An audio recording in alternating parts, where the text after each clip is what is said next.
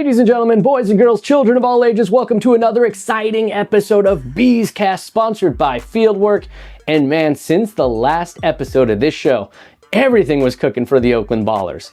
5-game winning streak, took 5 of 6 from Glacier in a big series on the road. The Ballers have it going right now. And one thing that is really cooking for the Ballers is their bullpen. Just 2 earned runs by the bullpen in the entire series in Glacier, like I said, in which they won 5 of 6 games. We're gonna start the show with a conversation with one of the biggest relievers on the Ballers, Brody Eglite, catching up with Nevada Colin on the road. Then Nevada and I are gonna break down everything going on with the Ballers, including knockout round wins, home run derbies coming up, stone cold stunners being dropped, and much more. So hang out with us right now in this edition of Bees Cast. Here's Brody Eglite with Nevada Colin.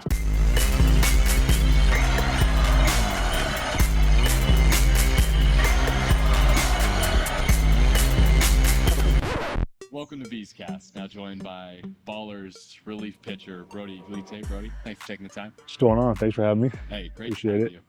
You know, I got to start with this because between Sully, Lambo, Shuey, all these relievers that we have an awesome bullpen with the Ballers, have sweet nicknames, but we don't have one for you yet. Did you have a nickname at any point growing up, or?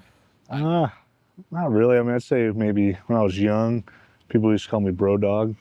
Bro Dog. Yeah, that was kind of first 3 letters of my name and then dog afterwards. But besides that, don't think that's gonna work. I don't think so either. I've been cooking up maybe like Dr. Eggman or something like that. I like that. How many times over the course of your career do you hear the public address announcer butcher your last name? Almost every time. Almost every time. Yeah, it's They're like Eglite. I'm like, no, Eglite. yeah, Like, yeah. It's pretty much every time. Teachers do that the same thing. Yeah. So we're out here. If you're wondering, we are in Missoula, Montana. It's our second day here. We got here yesterday, midway through one of the longest road trips of the year, Brody. So how do you, like, what do you do on an off day? What does that look like? An off day on the road? It's, you know, Yeah. we're not exactly in Oakland anymore. Yeah. Honestly, my first thing I do is I try and find a gym. At least trying to get a workout in, and then I'll kind of just walk around the area, see what I can find, see what I can do, find anything to do. Yeah. But besides that, nothing really. Just go to the gym, try and find food, places to eat, places to just hang out, have a good time. All right, so Brody, you're a 3-pitch guy for the most part: fastball, changeup, breaking ball. So what is going right for you when things are really cooking? How are you able to get the job done? Yeah, I think just throwing all my pitches at any time in the count. Being able to throw 2-0, 3-0 curveballs, changeups, change them to righties. Bury some curveballs in a 2-0 count that I know they can swing at. Just really being able to command all my pitches and throw them whenever I want, I think has been huge for me. Kind of keeping the batters off balance and kind of keeping them guessing on what's going to come next. So the bullpen overall through 24 and a third innings in that Glacier series, Mm-hmm. You got any guesses on how many earned runs y'all allowed? I don't think there's very many. It's got to be less than 5, I'd assume. Was it? It was 2. 2 in 2 24 earned innings? runs in 24 innings. That's pretty good. What's it like being a part of a bullpen like that, where you guys just know it doesn't matter which one of you goes out there, you're going to shut it down? It's pretty cool, honestly, because it's not really like a stressful environment. Like whoever's going in, you can feel everybody like kind of pumped and fired up for the person, and whoever is going in, you pretty much know that they're not going to go out there and get hit around. They're going to go out there and basically do 24 innings with 2 runs. Yeah, in a way. It's pretty cool stuff. So let's rewind a bit for you to the beginning of last season, because you joined this Ballers team by way of a trade. Yeah. You get picked in that Pioneer League tryout in Arizona by the Ogden Raptors, who Ballers are going to be seeing this week. Yeah. So what is it like for you? How did you find out you were even traded and that you're going to be a part of Oakland and not Ogden?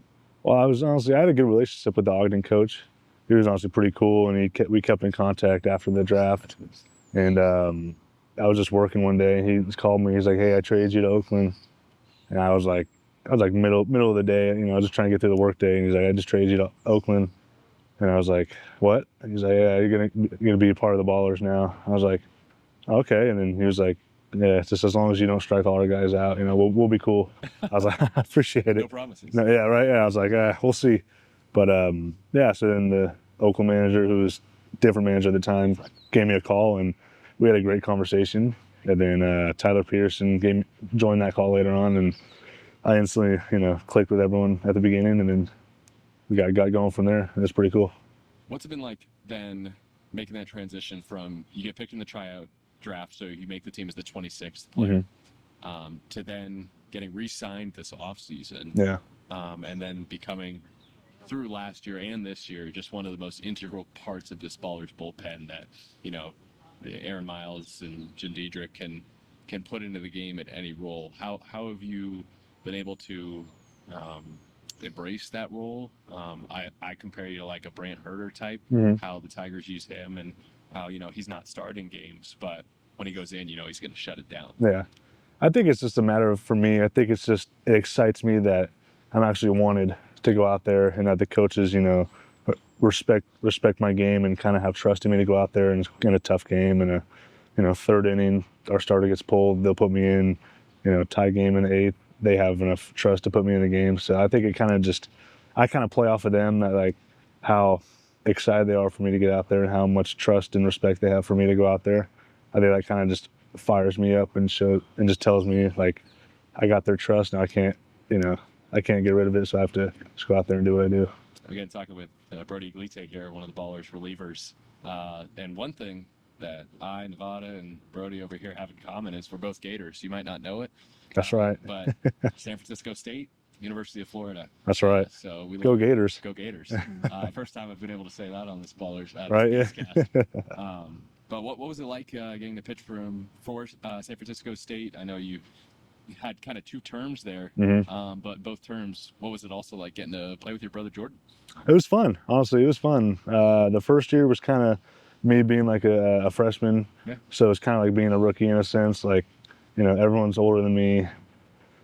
Nobody really wants their annoying little brother running around, talking to him, asking him questions, disrupting the team. So I just tried to go out there and kind of try and fit in and show my worth and stuff like that. But the freshman year was fun. That got shut down, unfortunately, to COVID. So then when I came back in 2023 for my last year, that was pretty good, because him and I were kind of like, I became a starter like midway through the season. Yep. So him and I would kind of either have the same, we played a doubleheader on Saturdays. So him and I would either start, first or second game, or vice versa. So it was kind of cool just going out there, being able to play with him too for his last year. May 5th, 2023. That was your last start at San Francisco State. Oh, wow. And it was a long time between starts. But then that fan-controlled sports game rolls around August 31st of last year. Yeah. You get the start against Idaho Falls. What was it like to know that the Bees fans out there wanted you again? Like, I think that's a common theme we're finding. But they were like, we got to see Brody Eglite start this game. It was pretty cool, honestly. Kind of cool seeing like the voting type thing happen. But no, it was cool. It's cool that the fans actually wanted me to go out there, and that, once again, it goes back to the trust level that they trusted me to go out there and have a good game, and hopefully get some strong innings. You did. I think it was 4 that day. He delivered. Yeah. Fun fact: that home run I gave up was to my college roommate. No way. So that made it even more like. Idaho Falls. Who would that have been? Trevor Rogers, first baseman. Yeah. I knew. Is he still with Idaho Falls right now? He is, yeah. He's actually doing well. He's doing well, yeah. I'm happy to see that. Yeah. What's it like this season? Ballers off to a hot start. Obviously, you win 5 in a row early in the season. You excited for this first half playoff race? Absolutely. Yeah, absolutely. It was kind of something we were in last year, but Missoula and Glacier kind of ran away with that at the beginning of the first half last year. So it's kind of cool. Everyone's kind of in the same, group, and that nobody's really ran away with it yet. So playing for a playoff spot's always fun, and it feels like every game matters. Yeah, it's gonna be fun. So Brody, last thing from Martinez, and I think one of the things we've seen this season for the Ballers, even more so than last season, is an emphasis of getting more Bay Area guys. So what's it been like to be a part of that, seeing even more guys like Michael O'Hara, for instance, one of them from Danville, Christian Almanza and Dylan Tatum, both buddies with Tyler Lozano, and you from Martinez. So what's it like to be a part of that group of guys that, all grew up in the same area playing ball, and now they're playing for their pro team? That's pretty cool, honestly, because you can talk about, going back to when we were playing 10, 11 years old, maybe you've run into them at a tournament in, Arizona or something like that, where you guys have all played together at some point. So it's kind of cool to talk about, our different journeys, kind of coming from different parts of the Bay Area and stuff like that. And it's kind of cool being at home and having people come up to me and talk about the Ballers and how cool it is watching me, watching them and all that. So it's kind of cool little community vibe to it. Yeah. In a way. Well, Brody, appreciate your time. Of course, appreciate it. Bearing with I know those of you listening obviously can't see anything, and those watching on YouTube can't tell either because we got the camera flipped around, but we got a pool on the other side of our hotel, and there's been a whole bunch of stuff happening behind the scenes. So, Brody, appreciate you. Of course, yeah. Thank you for having me. Keeping a level during this interview, and we look forward to watching you the rest of the way. All right, thank you. Appreciate it. All right, Nevada, you just spoke with Brody Eglite. Honestly, very impressed that he's stepped up along with the bullpen, because the 3 C's have been getting a lot of attention. That'd be, Connor Sullivan, Connor Richardson, Carson Lambert. They've all been dominant in this 5 of 6 stretch against Glacier. So let's just jump right into the relief pitching in this last series. These guys have been amazing all year. What are your thoughts about what's working for a lot of these guys who are returning Ballers players? I think the amount of bullpen arms that returned for 2025 is just outstanding. Speaks a lot to Aaron Miles and Jim Diedrich specifically, who's in his second year as pitching coach. And as these guys have just, gone about their business so far in 2025, it's been incredibly impressive what they've been able to do. Went into that final game against Glacier having only allowed 1 earned run over the course of the series. The bullpen ends up still just allowing 2 earned runs over the course of the series against Glacier. They had started with, I think it was 16 or 17 innings without allowing an earned run over those first 4 games against the Range Riders. And when you have a bullpen that you trust and is going to shut things down, it takes pressure off the offense. It takes pressure off starting pitching. Especially, I think the game that stood out to me a lot was the bullpen game, which was game 4 of the series, where Ethan Paulson gets the start for Oakland. And he hadn't started a game competitively since 2023. And he did his job, gave the Ballers 2 innings and change. And then you turn it over to Collier, and then he looks fantastic. And then Brody Eglite, who I just talked to about his performance, he was just unbelievable over his 3 innings. And having guys that can not only pitch well out of the bullpen and effectively, but also give the Ballers length out of the bullpen, none more so than Brody Eglite. When you have a bullpen guy who's willing to shove for 3 innings, it really shortens the game, because if you have a starter who doesn't go, deep into the ball game, a guy like Eglite can make things a whole lot easier on the guys like Lambo and Sully, and Chewy's done the same thing and did the same thing in that series against Glacier. And so the only reason the Ballers take 5 out of 6 games against the Range Riders is because of that bullpen, just how dominant they were.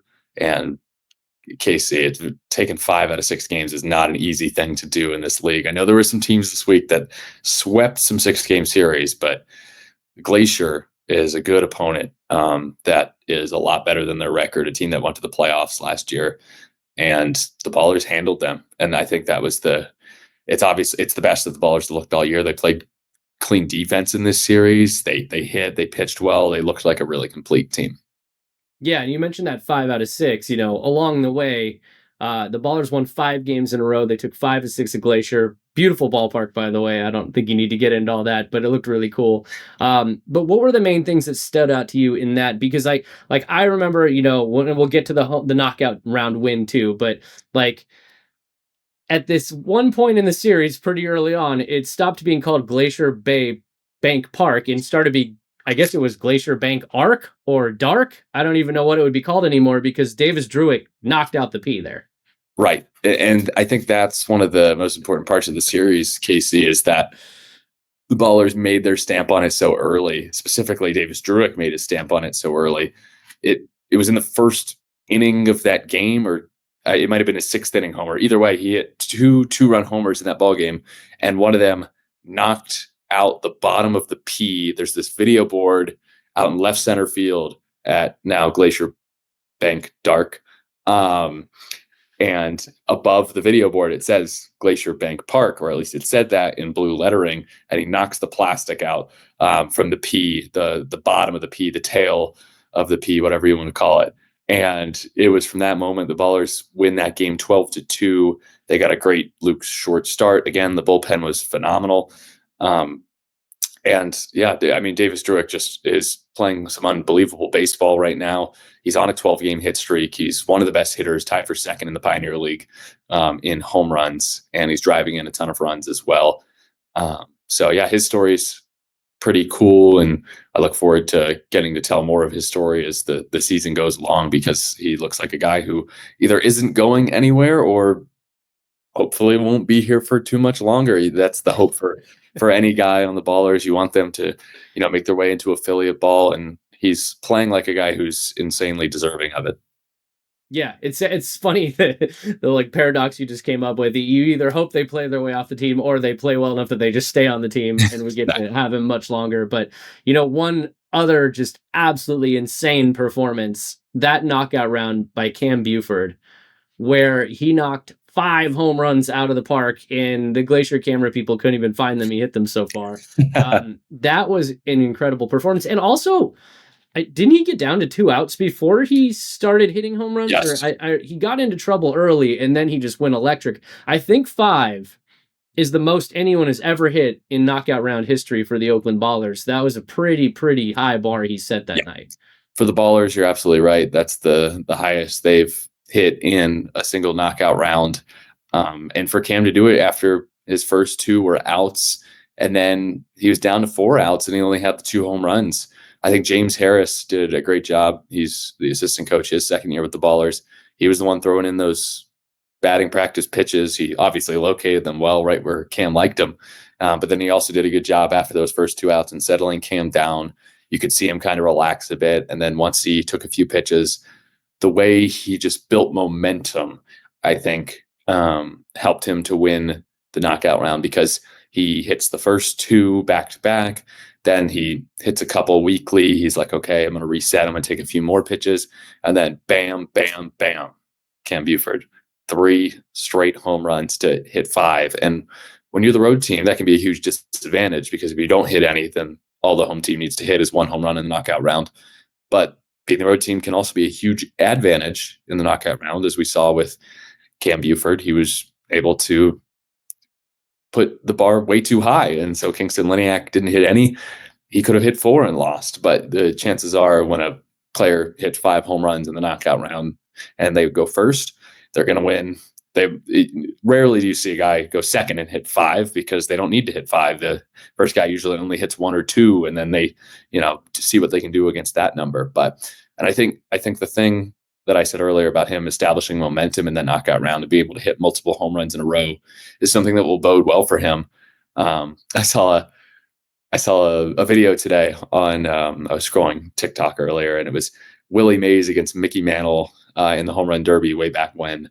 And they got bonus points or bonus money if they hit consecutive home runs. And I think that's just something that if Cam's able to do that, then he could have success in the home run derby that the Pioneer League will be holding this season. Yeah, and let's talk about that now, because this is happening starting Saturday. Every Saturday for the next 13 weeks, there will be home run derbies in the Pioneer League. And in the previous episode, we guessed who would be the 2 representatives for the Ballers. Each team will have 2 representatives in these home run derbies. And I love that we were both half right? Because I said Cobb and Almanza. You said Buford and Drewick, and you've got the insights now. I think we were both half right. Can you give me a little insight into Aaron Miles' decision-making as this thing approaches? Yeah, last thing I heard from Aaron was that it would be Cam Buford and Christian Almanza doing the home run derby, which makes a lot of sense. They're one righty, one lefty, which we talked about. Obviously, this could change. We don't know if for a fact that these are the 2 that will be rolled out there until that first home run derby comes around. But going with the righty and lefty, I think, is smart, because you're going to have fields that play different ways. For those that saw that big right field wall in Glacier, the Ballers will have a home run derby in Kalispell later this season. And Almanza might struggle with that right field wall. He might not, because he already did hit a home run in the series, and he can hit the ball a country mile into the sky. But we saw Cam Buford take advantage of that shorter left field wall. And so it's good to have a righty and a lefty. The way Cam Buford hit in the knockout round, I was hoping there would be a home run derby this past week in Kalispell, because he definitely would have won. And then Christian Almanza just hits the ball with such authority.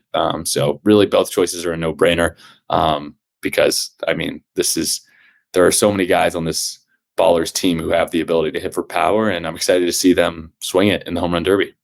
Yeah, and two guys in Almanza and Buford that are the career home run leaders at their respective universities. We know both those guys can mash, and obviously health permitting as well. I think once the selections are officially made, you'll want to roll out those same guys every week so they have a chance to win the money at being the Pioneer League Home Run Derby champion. But, Tremaine Cobb Jr. obviously had an injury in the series, so maybe that's why he would not be your selection going forward as he recovers. But just when it first happened, I thought, oh no. Like, when Tremaine Cobb went down, I was terrified because it looked serious, but you did see him come back in the series. We saw him drive in 2 runs yesterday, which is amazingly positive sign for him that he's all good and back. So give me a little bit more about Tremaine Cobb Jr. and kind of what you saw from him from the injury to the recovery to the great performance in the final game of the series against Glacier. I saw what you saw, Casey. It was scary looking from the beginning. Trey was rolling around a little bit. You never know with that turf and having to wear molded cleats, what can happen when a guy slips trying to field a ground ball. But Cobb had to exit that game. He did. The encouraging sign at first was that he stayed in the game after that injury and then was removed. So it was pretty clear that it wasn't like anything season ending, but you still didn't know the severity. So then I got word that it'd probably only be a few days. So that was encouraging. And then to see him taking ground balls Friday was obviously a good sign. And then back in the lineup by Saturday at DH, starting shortstop on Sunday. And I think for a lot of players in the Pioneer League, this is new to them, this gauntlet of a schedule, 96 games. We're not quite Major League Baseball, but it's still, you have to play a lot more than you do during the college season. There's more games, significantly more. And so I think a lot of guys would take pride in being able to play all 96 games. I think Trey would be a player, if he didn't get hurt, that we could be looking at a guy who would have played all 96 games. And so you can imagine that might have motivated him being, he wants to probably play as many games as possible for the Ballers, and he was able to work back really quickly. I think that's a testament to him, and glad to see him back on the field. Yeah, great defender, great hitter, one of the most personable guys on the team. Just somebody I really think Oakland fans are gravitating towards and will continue to gravitate towards throughout this season. So I'm just so happy to see Tremaine Cobb Jr. back in the lineup, back producing, that it wasn't a serious injury. And of course, he was the guy that ingratiated himself to everybody on opening night by smacking that legendary knockout round home run. So big ups to Tremaine Cobb Jr. I will give... Yeah, go. I have one quick note, because there was one good thing to come from the injury. We got to see an extended dose of Nick Leahey, the newest baller by way of UC Davis. So, he's a California native, and I thought he played really well at shortstop, filling in for Trey when the Ballers needed it most. And then he really impressed me offensively, especially in the Thursday game. All 5 of his plate appearances were really productive. He had 3 hits in the game. He drove in 3 runs, had a couple sac flies. So the Ballers were missing an infielder on the depth chart, and now they've got one in Leahey. So definitely one that Ballers fans can look forward to seeing at Raimondi. Good performance this week from Nick Leahey. Yeah, and he came in right towards the end of the last home series. Real quickly, just for people listening, Nevada, could you tell us how we acquired Leahey, and then we can move on to some of the stuff upcoming? Well, I think it was just a matter of waiting for his college season to finish. He just wrapped up his final college season at UC Davis in 2025 in May. And so the Ballers, after trading away Dylan Porter to the Chuckers, there was a roster spot that opened up. The Ballers were in need of an infielder. So the powers that be went and got Nick Leahey. And I think it's a move that will end up paying off for the Ballers, because he seems to have some really good defensive ability. He had a good fielding percentage his last 2 years, really good fielding percentage his last 2 years at UC Davis, and can hit for a little bit of power as well. And before we move on, I'd be remiss not to say that Dylan Porter, awesome guy, great teammate, super fun to have him around the Ballers organization and as a guest on this podcast. So shout out to him, and we wish him all the best too as he continues his professional career. Well said. And do you want to now, Nevada, take a moment to look at some highlights of the week? Yes, this seems like a great point to do it. There were some big home runs, some big defensive plays, and of course, some great pitching performances. So let's roll the tape. Swung on. This will do the job for at least one run. Headed to the wall, looking up, and that baby's gone. Tyler Lozano, a 2-run blast, his first home run of the season, has made it 2-0 Oakland as Harris crosses the plate. To some degree, and it's just electrifying. Swing and a miss as Lambert strikes out the side and ends this contest. We head to the postgame show.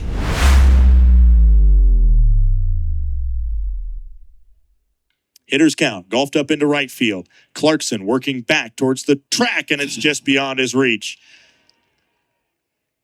Charging towards third base. The relay will come in, and just not in time, as it's an RBI triple by Daniel Harris IV, and we're all square at 3 apiece.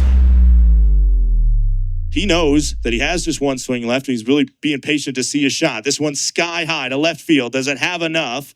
And yes, it does. 3 home runs by Buford. What a mark to put up. That one might be 4 as it's going to the track, and it's gone. 4 home runs by Buford as he selects that one sky high to left. And it's gone. Cam Buford with 5 home runs has set a very significant mark. It's a full league around a U.S. Army base. As this one is hammered, might be the second home run of the night for Drewick. Going back to the fence, and that one is gone. I believe that took a piece Of the scoreboard? off of the P in Glacier Bank Park. Ballers not just showing off in the win column, but showing off on the field case. But, the play that I was most enamored by this week was not on a baseball diamond, but it was in the ring. Casey is the newest member of Big Time Wrestling, if I'm not mistaken. Take me through the move that you put on, that stunner that you did in the ring. Yeah, I grew up a big fan of Stone Cold Steve Austin, obviously, as did everybody in my age demographic. And so, I showed up at Big Time Wrestling. They're a sponsor of the Ballers. They're a partner of the Ballers. They invited us out, but you guys are all on the road. So somebody had to go show up and represent. And so it was really funny. Earlier in the night, they gave me the mic, center of the ring, full house, and they let me just kind of cut a promo where I let it rip for about 5 minutes, shouting out the Ballers and everything. But there's one guy I saw online talking smack ahead of his wrestling match at Big Time Wrestling, and that was QT Marshall. So I snuck in a few digs at QT Marshall when I cut my promo, and I guess he took exception because after he cheated to win his match for the #1 contendership for the title, he got on the mic and he called out the Ballers, and he was trashing the Ballers. He was trashing me. He was trashing Oakland. And so we're just not going to stand for that, right? So I had Jorge Leon, the president of the Oakland 68s, with me, Gamer Athletics from YouTube, one of our best fans, and obviously a huge YouTube vlogger. So we surrounded the ring. I jumped in. QT kept talking smack and poking me in the chest, as you saw in the video. And then he said that I could take one shot at him, but if I didn't knock him out, then it would be the last thing I ever did. So instead of trying to throw a weak punch, I was like, I know what to do. And I hit him with the stunner. Kick to the midsection, double hand wrap, boom, drop. He went down out the ring, and he was gone.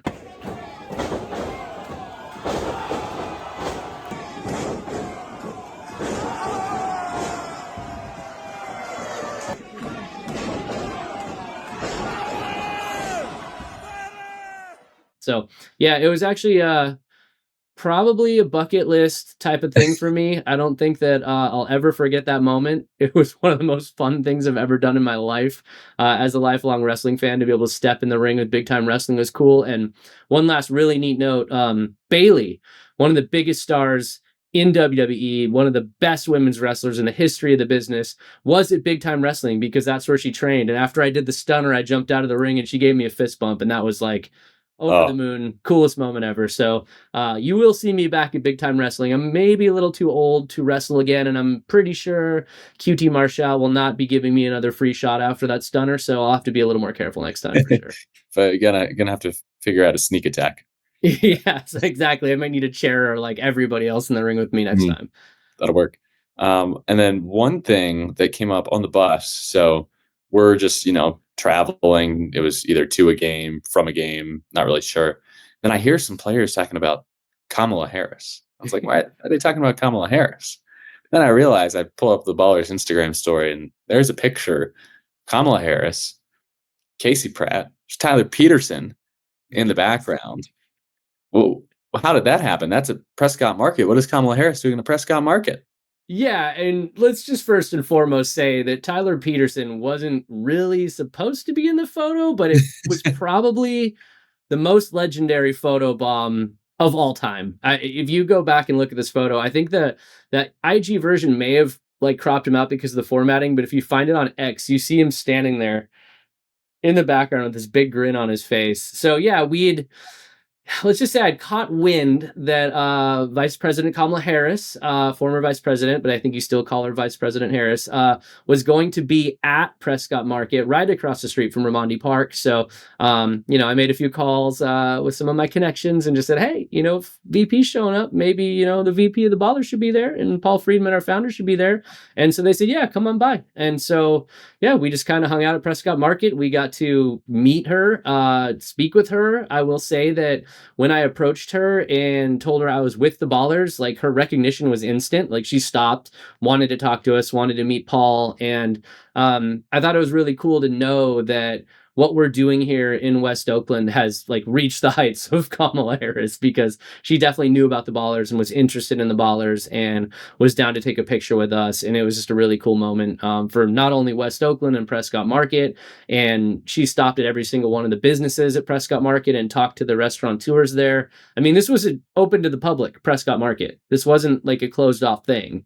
Hence Tyler Peterson being in the background. Like anyone at Prescott Market at that time pretty much got to meet Kamala Harris, which was really cool. So yeah, we're doing big things. I'm surprised that that's what people are talking about on the bus, not the Stone Cold Stunner, but you'll have to let me know what the guys thought of the Stunner too, because normally I would have brought the guys with me, but the guys were on the road, so I couldn't have brought them. I'll have to show them because it was very impressive, but I must say I was quite jealous. I wish I could have been there to meet Kamala Harris, but we can't all have nice things. At least I get to be on the road. And that's pretty fun too. Yeah, you're doing important work on the road right now, Nevada. We need you out there. So we'll handle the the celebrities and the hobnobbing and the Stone Cold Stunners back here while you take care of the real business of the team, Sounds good. I'll handle the home run derbies. We've got one coming up this week. That'll be at Ogden. That'll be the first home run derby of the season for the Ballers. But then post game, Casey, the 21st of June. So we're just a couple weeks away from that first home run derby. It'll be against the Glacier Range Riders. So hopefully this past knockout round for Cam Buford, a sign of things to come for this home run derby. Yeah, and definitely if you want to come to a game on this next homestand, June 21st is that game. Not because of the home run derby, which is going to be awesome, but before the game, we're also going to have a block party, and we have a giant, huge celebrity guest that's going to be hosting this block party. I can't announce it just yet. We will be able to announce it very soon, maybe as early as Wednesday. We'll see. But yeah, we're going to have a huge block party and a home run derby that day. And we'll be unveiling a really beautiful mural of Ricky Henderson and doing some other things at the ballpark that day. So it's going to be a big one, June 21st. I cannot wait. That one is like very much circled on my schedule right now. And yeah, I guess really quickly before we jump off, the Ballers play 2 series before they visit home, which is rare. Usually we play longer series in the Pioneer League. So maybe just a quick breakdown. Who do we got next right after that before we get home? So first of all, it's Missoula for 3. The PaddleHeads have been one of the best teams in the Pioneer League for as long as I can remember. They were the 1 seed last year. They were shocked by Glacier in the first round, but this is a team that's hungry to get back to the playoffs and win a championship. They're just as hungry as the Ballers are to get that ring. And so that makes this 3-game series immense, because if it comes down to a tiebreaker, as Tyler Peterson likes to talk about, the tiebreaker is very important. So that head-to-head, if the Ballers and Paddleheads are for whatever tied, which their records have been very tight. I think right now Missoula has either a game or a half game on Oakland. If they are tied at the end of the first half, then whoever wins this series, this 3-game series, Tuesday through Thursday, will be in the Pioneer League playoff. So huge implications in this series. And then big implications in the next series as well in Ogden, because the Ballers and the Raptors split their first series. So once again, whoever wins that series at the end of the week will have the tiebreaker. But you're right, Casey. It's very rare. This doesn't happen. This is the lone 3-3 this year for Oakland. Every other series is a 6-gamer or maybe 12, but at least 6 games against the same team, except for this week. So I think the Ballers are excited to face the Paddleheads. This is Dondre Hubbard's old squad. He played for the Paddleheads way back when. So I know he'll have his allegiance maybe twisted in this one. I'm just kidding. Dondre's probably rooting for us. He's definitely rooting for the Ballers. I don't know if they make split Paddlehead Ballers jerseys yet. So I don't think he has one of those or anything. Maybe Dre will get his hands on one. But yeah, big series. Paddleheads have two of the best hitters, if not more, in the whole Pioneer League, and Adam Fogel and Roberto Pena. Fogel was the MVP last year, and Pena was the International Player of the Year. So, and they hit bombs. So I would expect some fireworks to be flying in Missoula in the upcoming days. But it's, as I was talking to the Glacier broadcaster, Scott Gladstone, about it, it's a movable object, which is the Ballers pitching staff against the unstoppable force that is the Missoula offense, and those two titans clashing. It's going to be a series to remember, and hopefully the Ballers can take 2 of 3. Wow, you've hyped that up so well that I cannot wait. I would have been watching anyways, but now I cannot wait to watch those 3 games. All right, guys, if you're watching here, remember, don't forget, like, subscribe, leave us comments, leave us questions. We'll answer them. Thank you for your support for Bees Cast, sponsored by Fieldwork. Shout out Fieldwork. By the way, I'm going to spend Wednesday night hanging out with the founder of Fieldwork at one of his tap rooms. Very excited about that. Love it. And I just, I cannot be more proud to be able to represent Fieldwork and the Oakland Ballers right here on this very podcast. So Nevada, have a good few road trips here, and we can't wait to see you back in Oakland, man. Can't wait to be back in a couple of weeks for that lone June home series. It's going to be a blast. Can't wait to meet that celebrity guest. You'll love it. I promise. Oh, I know.